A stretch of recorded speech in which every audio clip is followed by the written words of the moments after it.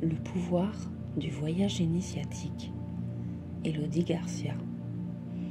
Je suis partie un mois à New York en 2019.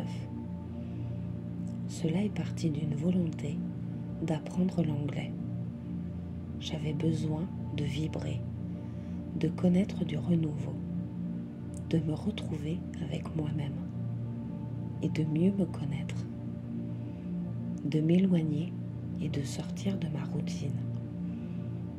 C'était ça ou la crise de nerfs. Vraiment dans une recherche de moi-même et d'un sens à ce que je faisais. Je n'avais jamais voyagé seule. Aussi pour me retrouver et que j'en étais capable et même plus.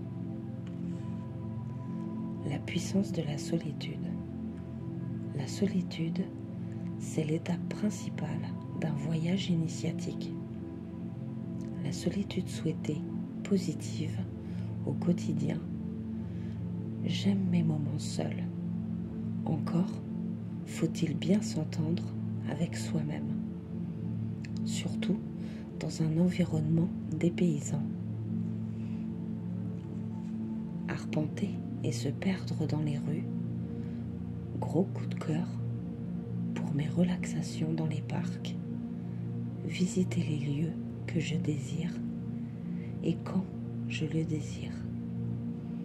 Cela nous fait réaliser que la peur régit vraiment notre vie et finalement pas à juste titre. La solitude engendre la prise de recul.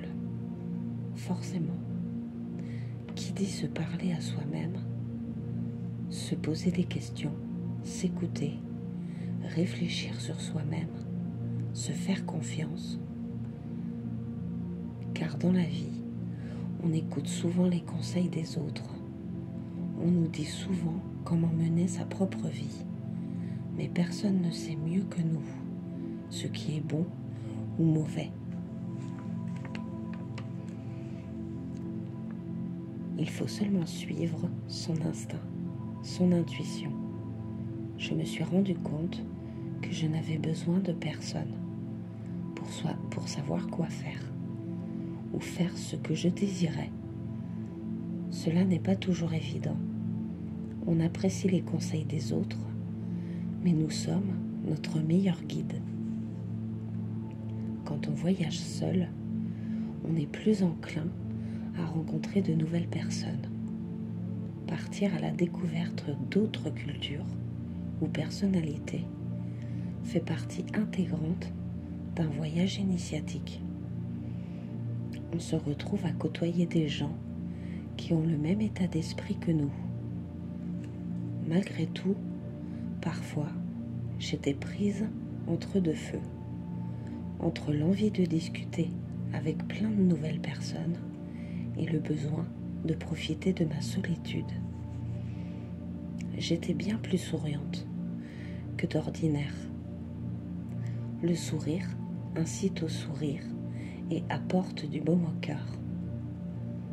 J'ai accompli ça jusqu'au bout, avec plaisir et enthousiasme. Cela a fait sauter des verrous en moi. Ainsi, j'avais de nouvelles envies, des projets que j'allais essayer de concrétiser. Je m'écoute davantage et ne prends plus la négativité d'autrui. Et à suivre mon instinct, il a enclenché de nouvelles questions et m'a montré qu'il existe bien d'autres voies à étudier pour parvenir au bonheur absolu.